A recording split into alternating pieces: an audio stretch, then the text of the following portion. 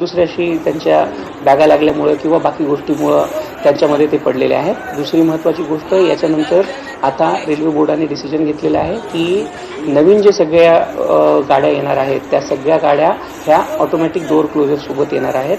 त्याच्यामध्ये ऑलरेडी ज्या 238 AC local Mumbai सबअर्बनसाठी घेतल्या जाणार आहेत त्या गाड्या ज्या आहेत त्या ऑटोमॅटिक डोअर फिटमेंटनी येणार आहेत, ऑटोमॅटिक डोअर क्लोजरच्या सिस्टमसोबत येणार आहेत. सोबतच तिसरा एक डिसिजन घेण्यात आलेला आहे की याच्यामध्ये ICFद्वारे ज्या एक्झिस्टिंग लोकल आहेत त्या लोकलना आपण हे करतो आहोत, रेट्रोफिटमेंटच्या माध्यमातून दरवाजे बंद करण्याचा जी सिस्टम आहे ती लावण्याचा आपण प्रयत्न करणार आहोत. असा डिसिजन आता घेण्यात आलेला आहे. प्रश्नोत्तर